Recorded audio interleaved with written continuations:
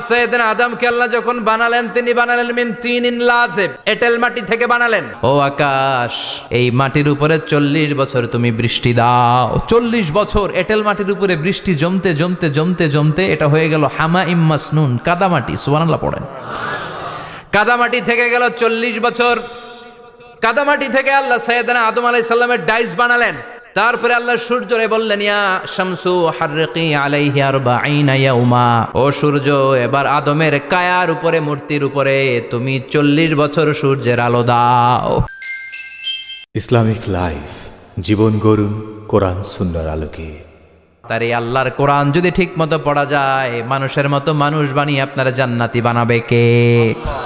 তার মানে এই কোরআন পড়লে মানুষের মতো মানুষ হওয়া যায়। চিল্লায় বলেন, কি হওয়া যায়? সবাই বলেন, মানুষের মতো মানুষ হতে চান তো সবাই? সবাই চাই। আসুন দেখি মানুষের নামে সূরায় আল্লাহ কি বললেন, পড়েন। আউযু বিল্লাহি মিনাশ শাইতানির রাজিম, বিসমিল্লাহির রহমানির রহিম। হাল আতা আলাল ইনসান হিনুম মিনাদ দাহরি লাম ইয়াকুন শাইআম মাযকুরা।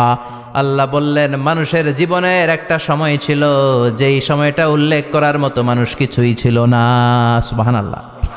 প্রত্যেক মানুষের জীবনে এমন একটা সময় ছিল যেই সময়টাতে উল্লেখ করার মতো সে আসলে কিছুই ছিল না, তার অস্তিত্বই ছিল না, সে জিরো ছিল, তাকে জিরো থেকে হিরো বানিয়েছে কে?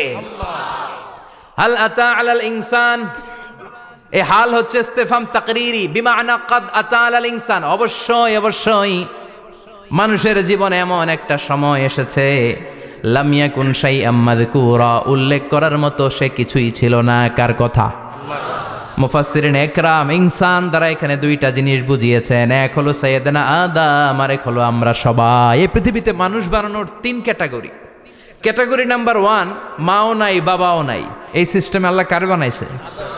কথা বলেন। আবার শুধুমাত্র মা আছে বাবা নাই, এই সিস্টেমে কাকে বানালেন? আবার বাবাও আছে মাও আছে, এই সিস্টেমে কারে বানালেন? আমাদেরকে বানালেন। আবার সৈয়দনা আদমকে আল্লাহ যখন বানালেন তিনি বানালেন মিন তিনিন লাযিব, এঁটেল মাটি থেকে বানালেন। এঁটেল মাটি দিয়ে কাঠামো বানানো যায় না, স্ট্রাকচার করা যায় না। এঁটেল মাটি জমিন থেকে নিয়ে আল্লাহ রেখে দিলেন 40 বছর। চিল্লায় বলেন, কয় বছর? আর আকাশকে বললেন, ইয়া সামা আমতিরি আলাইহি 40 সানা, ও আকাশ এই মাটির উপরে 40 বছর তুমি বৃষ্টি দাও। 40 বছর এঁটেল মাটির উপরে বৃষ্টি জমতে জমতে জমতে জমতে এটা হয়ে গেল হামাইম মাসনুন, কাদামাটি। সুবহানাল্লাহ পড়েন। কাদামাটি থেকে গেল 40 বছর। কাদামাটি থেকে আল্লাহ সৈয়দনা আদম আলাইহিস সালামের ডাইস বানালেন। তারপরে আল্লাহ সূর্যরে বললেন, ইয়া শামসু হাররিকি আলাইহি 40 ইয়াউমা, ও সূর্য এবার আদমের কায়ার উপরে, মূর্তির উপরে তুমি 40 বছর সূর্যের আলো দাও। 40 বছর সূর্যের প্রখর ও তীব্র তির্যক তাপে এবং কিরণে আদম হয়ে গেছে এখন সলসলিন কাল ফাখার, টোকা মারলে ঠন ঠন করে। সুবহানাল্লাহ পড়ে। এখনো রুহের ফুৎকার দেয় নাই এখনো, কিন্তু কেটে গেছে 120 বছর। 340 কত? 120 বছর চলে গেল। এই বিশাল লম্বা সময়ে আল্লাহ বললেন, লাম ইয়াকুন শাইআম মাযকুরা, উল্লেখ করার মতো আদম কিছুই ছিল না। রুহের ফুৎকার যেহেতু দেয় নাই 140 বছর, এটা এঁটেল মাটি, পরে ছিল কাদামাটি, এরপরে হয়েছে মূর্তি, ঠনঠনে মূর্তি। উল্লেখ করার মতো আদমের জীবনে 124 বছরে কিছুই ছিল না। চিল্লায় বলেন, ঠিক কিনা? আবার আমরাও যারা সলিমদ্দি কলিমদ্দি, আমরাও আমাদের মায়ের পেটের ভেতরে প্রথমে ছিলাম 40 দিন। বুখারীর বর্ণনা, ইন্না হাদাকুম ইউজমাউ খালকুহু ফি বাতনি উম্মিহি 40 ইয়াওমান সুম্মা ইয়াকুনু নুতফাতান মিসলা যালিক সুম্মা ইয়াকুনু আলাকাতান মিসলা যালিক ফায়াতি ইলাইহিল মালাকু ফায়ানফাখু ফীহির রূহ। আমরা যারা সলিমদ্দি কলিমদ্দি, আমরা আমাদের মায়ের পেটের ভেতরে 40 দিন ছিলাম নুতফা, এক ফোঁটা বীর্য। তারপরে 40 দিন ছিলাম আলাকা, রক্তপিণ্ড। তারপরে 40 দিন ছিলাম মুদগা, গোশতপিণ্ড। 340 120 দিন। কয় দিন? এই 120 দিনের লম্বা সময়ে লাম ইয়াকুন শাইআম মাযকুরা, উল্লেখ করার মতো আমরা আসলে কিছুই ছিলাম না, কারণ মানুষই তো হয় নাই, ডিফর্ম বেবি। এখনো দেহের আগাগোড়া কিছু হয় নাই। 120 দিন পর ফেরেশতা এসে আমার দেহের মধ্যে ফুৎকার দিয়ে যায়, তখন আমার হার্ট পার্টিশন চালু হয়ে যায়, আমার হার্টবিট চালু হয়, সিস্টোলিক ডায়াস্টোলিক, এই যে ধপ ধপ ধপ, এই প্রেশারটা ছাড়া মানুষ বাঁচে? ফুসফুসের কাজ কি? খালি ধপ ধপ করে, দম টানে আর দম নেয়, দম ফুরাইলে ঠুস। হায় রে মানুষ রঙিন ফানুষ, দম ফুরাইলে তবু তো ভাই কারোরই নাই একটুখানি। হায় রে মানুষ রঙিন ফানুষ, রঙিন ফানুষ, হায় রে মানুষ। সুবহানাল্লাহ। আমরা ছিলাম নুতফা, আলাকা, মুদগা, sperm drop, then blood clot, and finally the little flesh. আমি আমার এমফিল রিসার্চ করেছি এটার উপর, এটার ইংরেজিতে বলে এমব্রয়োলজি, ভ্রূণ তত্ত্ব। How the little এমব্রয়ো develops in mother ওম, মায়ের পেটে এই ছোট্ট ভ্রূণ, এটা কেমন করে শুক্রাণু ডিম্বাণু থেকে 8 মাস 10 মাস 9 মাস পরে কেমন করে জমিনে আসে। How the little এমব্রয়ো develops in mother ওম, মায়ের পেটে কেমন করে ডেভেলপ করে। একেবারে ক্ষুদ্র ছিলাম আমি, তুচ্ছ ছিলাম আমি, নগণ্য ছিলাম আমি। আমার কোনো নাম ছিল না, আমার কোনো গ্রাম ছিল না, আমার কোনো পরিচয় ছিল না। এখন দুনিয়াতে আমাদের পরিচয় আছে না নাই? কিন্তু মিজানুর রহমান আজহারি একটা সময়ে লাম ইয়াকুন শাইআম মাযকুরা, তোরা কেউ চিনতো না, তোর নামটাও কেউ জানতো না, উল্লেখ করার মতো তুই কিছুই ছিলি না। এটা দিয়ে আল্লাহ বুঝাতে চাইলেন তোর কিছুই ছিল না, জিরো থেকে আমি হিরো বানালাম। ক্ষমতার দাপট দেখাবি না, ক্ষমতার অহংকার দেখাবি না, টাকা পয়সার গরম দেখাবি না। 2 দিনের টাকার মালিক হয়ে ওর পা জমিনে লাগে না, এরকম টাকা তা ছেড়ে নাই। লাম ইয়াকুন শাইআম মাযকুরা, তোর চেয়ে বড় ক্ষমতাশীল ছিল ফেরাউন। আল্লাহ ছাড় দিয়েছে, ছেড়ে দেয় নাই, ঠিক কি না? নমরুদরে ছাড় দিয়েছে, ছেড়ে দেয় নাই, ঠিক কি না? আবু জাহেলকে ছাড় দিয়েছে, ছেড়ে দেয় নাই, ঠিক কি না? এখনো যারা গাদ্দারি করে, ইসলামের বিপক্ষে কথা বলে, ইসলামকে জমিনের ভিতর গেড়ে দিতে চায়, দেখা যায় আল্লাহ ওদেরকে ছাড় দেয় কিন্তু ছেড়ে দেবে না। চিল্লায় কও ঠিক কি না? পৃথিবীতে কেউ তো স্থায়ী হয় না, হোক না সে ফেরাউন কিবা নমরুদ। কেউ ভাবে চিরদিন রয় না, কেউ ভাবে চিরকাল রয় না। কেউ থাকতে আসে নাই, এত বড় বড় দাপটওয়ালারা সব শেষ। আমি তো প্রায় জায়গায় বলি, আমি ফেরাউনের লাশটা নিজে দেখে এসেছি, যেহেতু আমি আল আজহার ইউনিভার্সিটির স্টুডেন্ট। 200 পাউন্ড লাগে দেখতে, আমি দেখছি ফ্রি। আমার আল আজহারের জামিআতু আল আজহার শরীফের একটা কার্ড ছিল, ওইটা দেখাইলে সব ফ্রি, ফ্রিতে দেখে আসছি। ঢুইকে দেখি ফেরাউন চাচা শুয়ে রয়েছে। আমি বললাম, ফেরাউন চাচা কেমন আছো? How are you? What's up man? কোনো আওয়াজ নাই। আমি জিজ্ঞেস করেছি তাকে, কেমন আছো তুমি, কি অবস্থা, কেমন যাচ্ছে তোমার? হোয়াটসঅ্যাপ, কোনো আওয়াজ নাই। আমি অবাক হয়েছি, এই লোকটার হুঙ্কারে মিশরের জমিন থার থার করে কাঁপতো, আজকে ওরা শেষ করে দিছে কে? আজ আছে কাল নাই, ঠুস, দম ফুরাইলে। এজন্য আল্লাহ বললেন, হাল আতাব আলাল ইনসানি হিনুম মিনাদ দাহরি লাম ইয়াকুন শাইআম মাযকুরা। মানুষের জীবনে এমন একটা সময় ছিল, উল্লেখ করার মতো সে কিছুই ছিল না। আমরা যে কত ক্ষুদ্র ছিলাম আপনি কল্পনাও করতে পারবেন না। ফালইয়ানযুরিল ইনসানু মিম্মা খুলিকা, খুলিকা মিম্মা ইন দাফিক ইয়াখরুজু মিন বাইনিস সুলবি ওয়াত তারাইব। বাবার পৃষ্ঠদেশ থেকে, মায়ের বক্ষদেশ থেকে দুইটা মিলিত হয়ে মায়ের জরায়ুর ভেতরে তোরে সেট করলো কে? আমরা ছিলাম শুক্রাণু। শুক্র চিনেন? স্পার্ম। শুক্রও ছিলাম না আমরা, শুক্রাণু মানে শুক্রের অণু। ডিম্বও আমরা ছিলাম না, আমরা ছিলাম ডিম্বাণু মানে ডিম্বের, আরবিতে বলে আল বুয়াইদা আল উনসাউইয়া। 1 ফোঁটা বীর্যের ভেতরে, 1 ফোঁটা শুক্রের ভেতরে 20 কোটি অণু থাকা লাগে।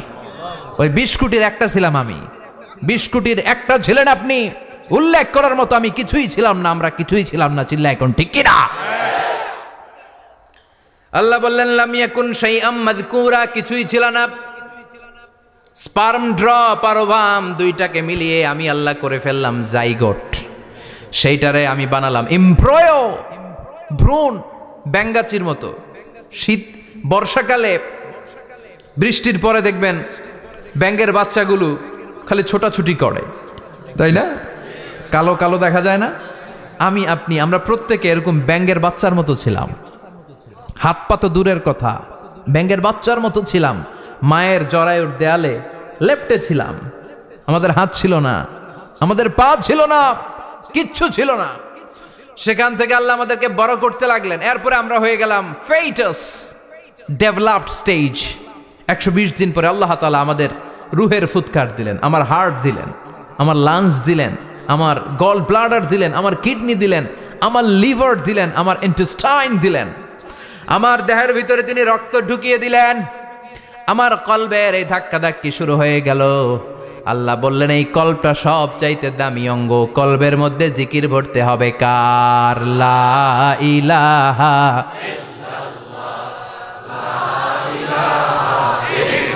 লা ইলাহা ইল্লাল্লাহু মুহাম্মাদুর রাসূলুল্লাহ সাল্লাল্লাহু।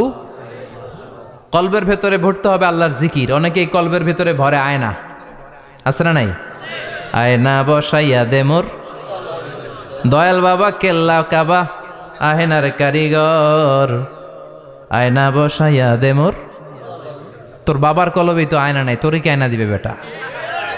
বিশ্বনবী কখনো বলেছেন কলবে আয়না বসাতে? বিশ্বনবীর সাহাবারা কলবে বসাতে হবে আল্লাহর জিকির। আলা বিযিক্রিল্লাহি তাতমাইন্নুল। দুনিয়ার কোনো কিছু কলবকে ঠান্ডা করতে পারে না, একমাত্র আল্লাহর জিকির ছাড়া। এজন্য আল্লাহ বললেন হাল আতা আলাল ইনসানি হিনুম মিনাদ দাহরি লাম ইয়াকুন শাইআম মাযকুরা। প্রতিটা মানুষের জীবনে এমন একটা সময় ছিল উল্লেখ করার মতো কিছুই ছিলাম না। এই আয়াতটা যখন ইসলামের প্রথম খলিফা বিশ্বনবীর ডান হাত সাইয়েদনা আবু বকর পড়তেন, তিনি শুধু কান্না করতেন, চোখের পানি ফেলতেন আর বলতেন লাইতাহা তাম্মাত, হায় হায় আমার পুরো জীবন যদি এভাবেই কেটে যেত। লাম ইয়াকুন শাইআম মাযকুরা, মায়ের পেটের ভিতরে যখন ছিলাম, কিছুই যখন ছিলাম না, এরকমই যদি থাকতাম কতই না ভালো হতো। লা নাবতালি ওয়ালা নালিদ, জন্মগ্রহণ করতাম না, পরীক্ষার সম্মুখীন হতাম না, জীবনটা যদি এমনিই কেটে যেত কতই না ভালো হতো। এজন্য আল্লাহ বললেন প্রতিটা মানুষের জীবনে এমন একটা সময় ছিল উল্লেখ করার মতো সে কিছু ছিল। এরপর আল্লাহ বললেন ইন্না খলাকনাল ইনসানা মিন নুতফাতিন আমশাজিন নাবতালি ফাজআলনাহু সামিআন বাসীরা। নিশ্চয় আমি মানুষকে জমাট বাঁধা মিশ্রিত নুতফা থেকে তৈরি করেছি। বাবার শুক্রাণু মায়ের ডিম্বাণু দুইটাকে মিলিয়ে দিল কে? জরায়ের ভিতরে সেট করলো কে? আল্লাহ বললেন ফি কারারিম মাকিন, গোপনতম প্রকোষ্ঠে, যেই প্রকোষ্ঠে কোনো কবিরাজের কবিরাজি কাজে লাগে নাই, কোনো ডাক্তারের ডাক্তারি কাজে লাগে নাই, কিন্তু 9টা মাস ধরে খাবার পানি আর অক্সিজেন তোরে দিছে কে?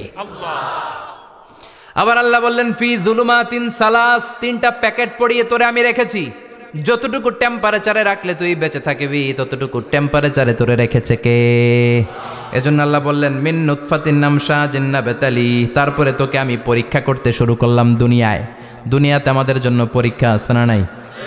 যে আল্লাহর কাছে যত প্রিয় তার পরীক্ষাও তত। আসাদুন নাসি বালাআন আল আম্বিয়া, দুনিয়ার মধ্যে সব চাইতে বেশি আল্লাহ পরীক্ষা করেছেন নবীদের, ঠিক না? সাইয়েদনা ইউসুফ আলাইহিস সালাম 10 বছর জেলে বন্দী ছিলেন, বিশ্বনবী 3 বছর জেলে বন্দী ছিলেন। শিয়াবে আবি তালেবের জেলখানায় বিশ্বনবী ছিলেন কি ছিলেন না? এজন্য জেল জরিমানা মুমিন ভয় পায় না, ঠিক না? আল্লাহ বললেন নাবতালি, তোকে আমি পরীক্ষা করব ভয় দিয়ে, ক্ষুধা দিয়ে, সম্পদের হানি ঘটিয়ে, প্রাণ নাশের হুমকি দিয়ে। ইসলামের কথা বলা এত সোজা না। আপনি ইসলামের কথা বলবেন, আপনার বিরুদ্ধে ষড়যন্ত্র আছে না নাই? কিন্তু এগুলো দেখার আমাদের সময় আছে নাকি? আমরা কোরআনের কথা বলেই যাব, কোরআনের শান্তির বাণী বিশ্বব্যাপী আমরা ছড়িয়েই দিব, ঠিক কি না?